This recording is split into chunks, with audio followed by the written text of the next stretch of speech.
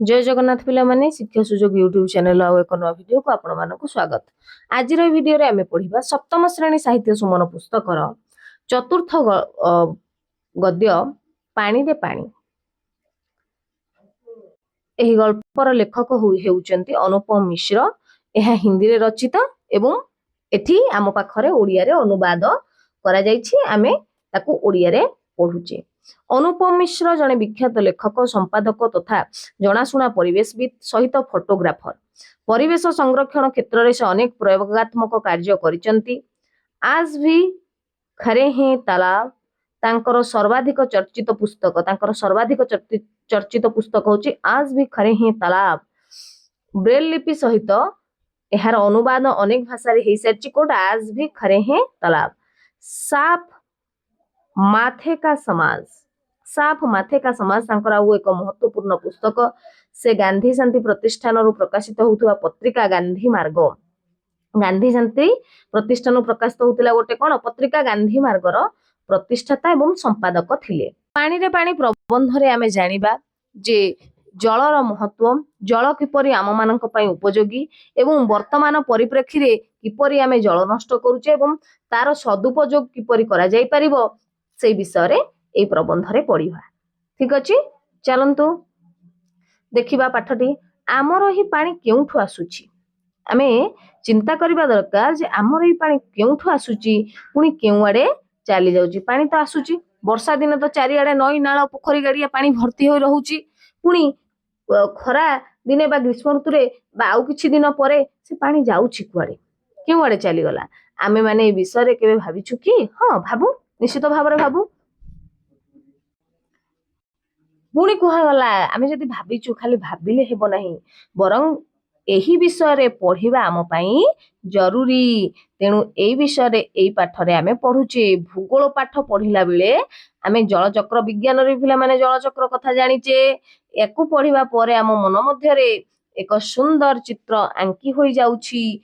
को सुंदर चित्र ना ता होउची सूर्य, समुद्र, बादल, पवन, पृथ्वी, वर्षार जलबिंदु, बही जाउथबा एक नदी एवं तारी कूल रे थिबा आमर घर, गाँ बा सहर। अन्य पक्षरे एई नदी निजर उभय पटु पानी नै समुद्र रे मिसिबार चित्र मध्ये देखा जाउची। नदी कोन करे उभय पटरु जल को बोही नै समुद्र रे मिसे। नदी शेष रे समुद्र रे मिसी थाए। सेई चित्र मध्ये रे किछि कूलर दृश्य मध्ये रहिछि। एई पानी कथा भाबिला बेले मन को आसे जे समुद्र रु उठुथुबा बाष्प, समुद्र रु जो बाष्प उठुची बादल हे पानी रूप निये। जो समुद्र रु बाष्प उठुची जलीय बाष्प आकार रे से ऊपर उठी बादल हे पानी रो रूप नउची। ताहा पुणी वर्षा रूप रे भूपृष्ठ बा पृथ्वी पृष्ठ तथा समुद्र रे मिसुची। जलर एही घूर्णन प्रक्रिया को जलचक्र कुहा जाय। जलर ए जो घूर्णनटा गोटे चक्राकार गति रे हेउची। पानी जल भागरु जल बाष्पीभवन हेकी बाष्प आकार ऊपर उठिला ताहा पुणी मेघ आकार रे पानी रूप रे रहिला एवं वर्षा आकार रे पृथ्वी को खसिला। पुणी थरे हमर जल उत्स गुडी करे जल भर्ती होई रही गला। एटा गोटे चक्राकार गति रे होउची। तेणु एही प्रक्रिया को कोन कुहा जाय जलचक्र कुहा जाय। कुहा गला ए तो गला जलचक्रर बही पढ़ा पाठ कथा। ये कोन थिला जलचक्रर बही पढ़ा पाठ कथा। हेले आम समस्तंकर घरे, स्कूल रे, कार्यालय रे, कारखाना मानकरे, जमीबाड़ी मानकरे पानी रो किछि अद्भुत प्रकारर घूर्णन चित्र आम आखि पाखकु आसे। आमे तो जानिले जलचक्र कोन, बुझिले जलचक्र केमिति। जे जलचक्रर बही पढ़ा कथा तो आमे देखिले हेले आम समस्तंकर घर मानकरे, स्कूल मानकरे, कार्यालय ऑफिस गुडा करे, कारखाना मानकरे एवं जमीबाड़ी मानकरे पानी रो किछि अद्भुत प्रकारर घूर्णनर चित्र आम आखि आगकु आसे। पानी पाइप रे एबे सबु बेले पानी आसुनी। पानी पाइप लागिछि, टैप लागिछि, जो गाँ मानकु पानी आसुछि, सहर रे पानी आसुछि, किंतु सेथिरे सबु बेले पानी आसुनी। ताकू खोलिबो तो पानी बदल रे खाली सु सु शब्द आसीबा लागिछि। पानी न आसले कोन हो संस गुडे अलगा प्रकार शब्द आसे।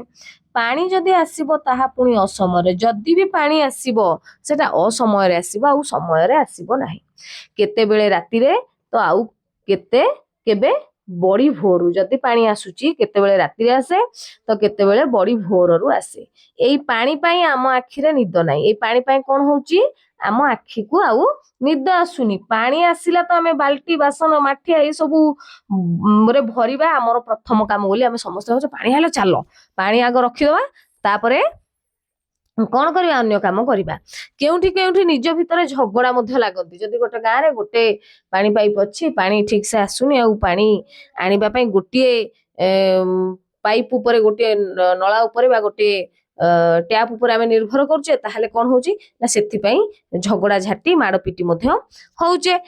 प्रतिदिन ए कली झगड़ारू रक्षा पाइबा पाई प्रत्येक दिन ए कली कजिया झगड़ारू रक्षा पाइबा पाई केतेक घरर लोक माने कोन करूचंती पाइप रे मोटर लगे दउचंती। गला तो कथा सरी गला पाइप रे कोन करदेले मोटर लगे देले पाइप रे मोटर लगे देले गाँटा आकर जेते पानी आसीबा कथा सबु गोटिए पाइप रे टाणी हेकी भिड़ी हेकी पळे आसीबो। या द्वारा अन्य घरर पानी टाणी होई जनकर घर को चली आसे।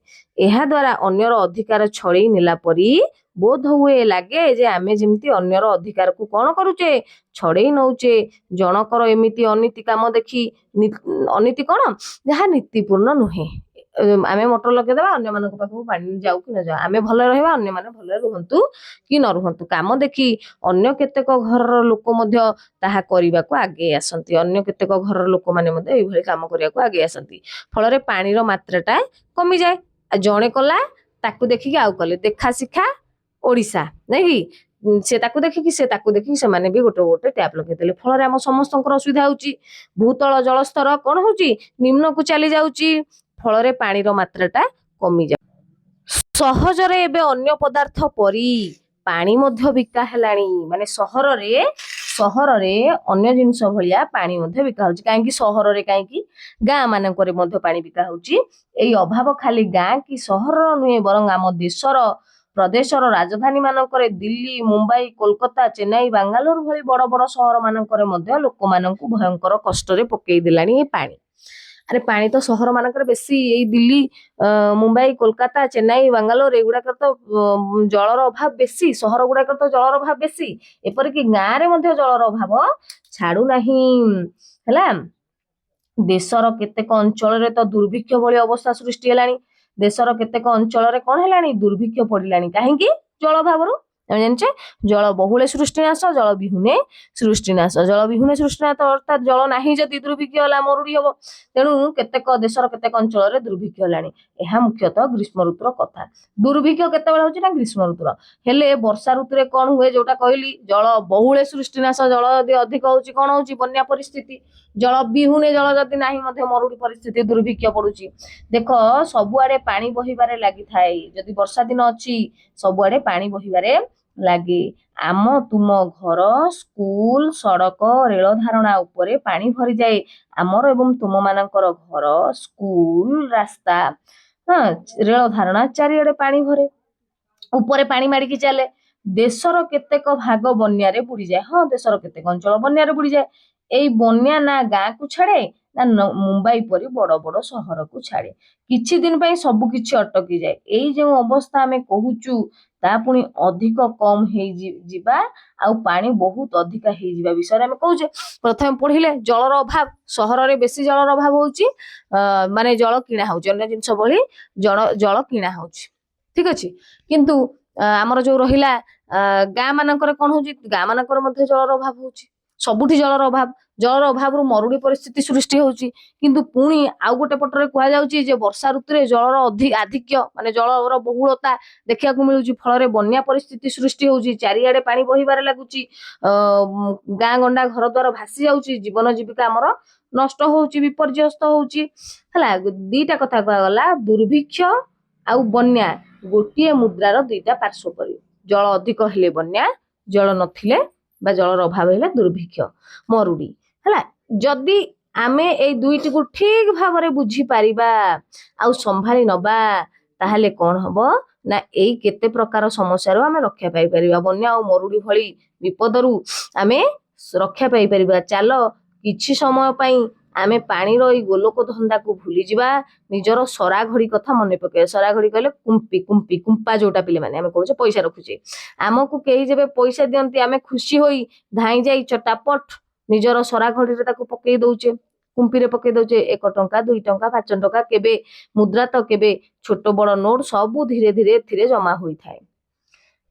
ପୁନର୍ବାର ଯେତେବେଳେ ଆମର କିଛି ଟଙ୍କା ଦରକାର ହୁଏ, ଯେତେବେଳେ ଆମର ଆବଶ୍ୟକ ପଡେ, ସେତେବେଳେ ସେଇ ସରା ଘଡ଼ିକୁ ଯୋଉ ଆମେ କୁମ୍ପାକୁ ଯୋଉ ଆମେ ସଞ୍ଚୟକୁ ଉପଯୋଗ କରି ନେଇଥାଉ, ଅର୍ଥାତ୍ କୁମ୍ପା ଭାଙ୍ଗିକି ଆମେ କଣ କରୁ, ପଇସା ବାହାର କରୁ। ପୁଣି କୁହାଯାଉଛି ଯେ ଆମର ଏଇ ପୃଥିବୀ ମଧ୍ୟ ଏମିତି ଖୁବ ବଡ଼ ସରା ଘଡ଼ି। ଆମର ଏଇ ପୃଥିବୀଟା ଏମିତି ବଡ଼ ସରା ଘଡ଼ିଟିଏ, ମାଟିରେ ତିଆରି ଏଇ ବିରାଟ ସରା ଘଡ଼ିରେ ପ୍ରକୃତି ବର୍ଷା ଋତୁରେ ପ୍ରଚୁର ପାଣି ବର୍ଷା ଆକାରରେ ଆମକୁ ଦେଉଛି। ସେତେବେଳେ ଟଙ୍କା ଠାରୁ କେତେ ଗୁଣା ମୂଲ୍ୟବାନ ଏଇ ବର୍ଷାକୁ ଆମେ ବଡ଼ ସରା ଘଡ଼ିରେ ସଞ୍ଚୟ କରି ନେବା ଉଚିତ। ଏଠି କହୁଛନ୍ତି ଲେଖକ, କଣ କହୁଛନ୍ତି, ଯେ ଆମର ଏଇ ପୃଥିବୀ ହଉଛି ବଡ଼ ସରା ଘଡ଼ି ହେଲା।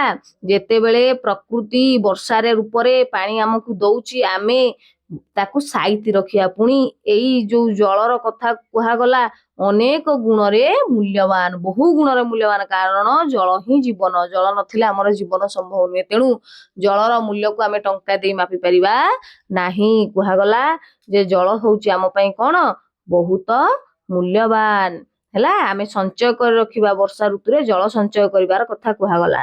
ଆମର ଗାଁରେ ସହରରେ ଯେଉଁ ଛୋଟ ବଡ଼ ପୋଖରୀ ହ୍ରଦ ଆଦି ରହିଛି, ତାହା ପୃଥିବୀର ସରା ଘଡ଼ିରେ ପାଣି ଭରିବାର କାମ କରେ। ଆମ ଗାଁ ସହରରେ ଯୋଉ ଛୋଟ ବଡ଼ ପୋଖରୀ ହ୍ରଦ ଏସବୁ ରହିଛି, ସେଟା ପୃଥିବୀର ସରା ଘଡ଼ିରେ ପାଣି ଭରିବାର କାମ କରେ। ସେଇଥିରେ ଯୋଉ ଜମା ହୋଇ ରହୁଛି ପାଣି, ତା ମାଟି ତଳେ ଲୁଚି ରହିଥିବା ଜଳ ଭଣ୍ଡାରରେ ଧୀରେ ଧୀରେ ଝରି ଝରି ଛାଣି ହୋଇ ପହଞ୍ଚିଯାଏ। ପିଲେମାନେ, ଏଠି କୁହାଗଲା ଭୂତଳ ଜଳ ନିମ୍ନଗାମୀ ହବା କଥା।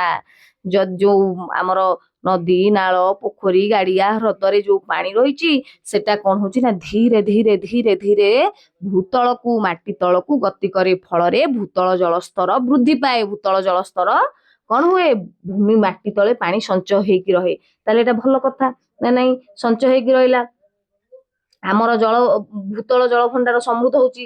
ପାଣିର ଏଇ ରାଜକୋଷ ଆମକୁ ଦେଖାଯାଏନି। ପାଣି ଯୋଉ ତଳକୁ ଗତି କଲେ ଭଲ ଭଲ, ଭୂତଳକୁ ପାଣି ଜଳ ଯାଉଛି ମାନେ ଭୂତଳ ଜଳସ୍ତର ବୃଦ୍ଧି ପାଉଛି ମାନେ ଏଟା ଭଲ। ଇଏ ପାଣିର ସଞ୍ଚୟ ହେଇକି ରହିଲା, ଏ ରାଜକୋଷ ଆମ ଆଖିକି ଦେଖାଯାଉନି। କିନ୍ତୁ ହେଲେ ମଧ୍ୟ ଏ ରାଜକୋଷରୁ ଆମେ ବର୍ଷା ଋତୁ ଗଲା ପରେ ସାରା ବର୍ଷ, ମାନେ ସାରା ବର୍ଷ ଯାଏ ନିଜର ବ୍ୟବହାର ପାଇଁ ଘରେ, ଜମିରେ, ପାଠଶାଳାରେ, ଆମର ବିଦ୍ୟାଳୟରେ ପାଣିକୁ ବ୍ୟବହାର କରିପାରିବା। ମାତ୍ର ଗୋଟିଏ ପାଳି ଏମିତି ମଧ୍ୟ ଆସିଛି, ଯେତେବେଳେ ଆମେ ମାନେ ଏଇ ଗୁପ୍ତ ରାଜକୋଷରୁ ମହତ୍ଵ ଭୁଲି ଯାଉଛୁ, ଭୂତଳ ଜଳର କଥା ଭୁଲି ଯାଉଛୁ, ଏବଂ ଭୂମିର ଲୋଭରେ, ମାନେ ଜାଗା ଲୋଭରେ ଆମେ କଣ କରୁଛେ, ନିଜର ପୋଖରୀ ମାନଙ୍କୁ ଅଳିଆରେ ପୋତି ଦେଇ, ପୋଖରୀରେ ତାହେଲେ ପାଣି ରହିବା ଉଚିତ, ଆମେ କଣ କରୁଛେ, ପୋଖରୀକୁ ଅଳିଆରେ ପୋତି ଦେଇ ସମତୁଲ କରିଦଉଛେ। ତା ଉପରେ ରାସ୍ତା ଘାଟ, ଘର ଦ୍ୱାର, କଳକାରଖାନା ବସେଇ ଦଉଛେ। ଚାହୁଁ ଚାହୁଁ ଏହା ଉପରେ ତ କୋଉଠି ଘର, କୋଉଠି ବଜାର, ଷ୍ଟାଡିୟମ, ସିନେମା ଘର ଏସବୁ ଠିଆ ହେଇଯାଉଛି। ତାହେଲେ ଆଉ ସେଠି ହେଲେ ଜଳ ନା ସଞ୍ଚୟ ହେଇକି ରହିବ, ନା ଜଳ ଭୂତଳକୁ ଗତି କରିବ? ଭୂତଳକୁ ଗତି କରୁନି। ଫଳରେ ଜଳସ୍ତର କଣ ହଉଛି, ନିମ୍ନଗାମୀ ହଉଛି, ଆଉ ଆମେ ଅସୁବିଧାରେ ପଡୁଛୁ। ଏମିତି ଏକ ବଡ଼ ଭୁଲ ପାଇଁ ଏବେ ଆମ ସମସ୍ତଙ୍କୁ ଦଣ୍ଡ ମିଳୁଛି। ଗ୍ରୀଷ୍ମ ଋତୁରେ ଆମର ନଳକୂଅ ଶୁଖି ଯାଉଛି, ବର୍ଷା ଋତୁରେ ଆମର ଘର ଦ୍ୱାର ବୁଡି ଯାଉଛି। କଣ ହଉଛି, ଏଇ ଭୁଲ ପାଇଁ ଖରାଦିନେ ଆମକୁ ଜଳ ଅଭାବ ବା ମରୁଡ଼ି ଭଳି ପରିସ୍ଥିତି ସୃଷ୍ଟି ହଉଛି। ନଳକୂଅ ଶୁଖି ଯାଉଛି, ପାଣି ପାଇଁ ଆମକୁ ଅନେକ କଷ୍ଟ କରିବାକୁ ପଡୁଛି ହେଲା। ଆଉ ବର୍ଷା ଋତୁରେ କଣ ହଉଛି, ବନ୍ୟା ପରିସ୍ଥିତି, ଆମର ଘର ଦ୍ୱାର ବୁଡି ଯାଉଛି, ଭାସି ଯାଉଛି। ଏଥିପାଇଁ ଯଦି ଆମକୁ ଦୁର୍ଭିକ୍ଷ ଆଉ ବନ୍ୟାରୁ ରକ୍ଷା ପାଇବାର ଅଛି, ତାହେଲେ ଆମେ ଏତେ କଥା ପଢିଲେ, ଏତେ କଥା ଜାଣିଲେ, ଆମେ କଣ କରିବା ନା ଜଳ ସଂରକ୍ଷଣ କରିବା। ଆମ ଆଖପାଖର ଜଳସ୍ରୋତ, ପୋଖରୀ, ନଦୀ ମାନଙ୍କର ରକ୍ଷଣାବେକ୍ଷଣ ଭଲ ଭାବରେ କରିବା ହେଲା। ଜଳଚକ୍ର କଥା ଆମେ ଠିକ ଭାବରେ ବୁଝିପାରିଲେ, ଯେତେବେଳେ ବର୍ଷା ହେଉଛି ସେତେବେଳେ ତାକୁ ସଂରକ୍ଷଣ କରିବା ଉଚିତ। ଯେତେବେଳେ ବର୍ଷା ହଉଛି ଆମେ ତାକୁ କଣ କରିବା, ସଂରକ୍ଷଣ କରିବା, ନିଜର ଜଳ ଭଣ୍ଡାର ସୁରକ୍ଷିତ କରି ରଖିବା। ଫଳରେ ଆବଶ୍ୟକ ସମୟରେ ତାହା ଆମର ଉପଯୋଗରେ ଲାଗିବ। ଏବଂ ବନ୍ୟା ପରିସ୍ଥିତିରୁ ମଧ୍ୟ ଆମେ ରକ୍ଷା ପାଇବା।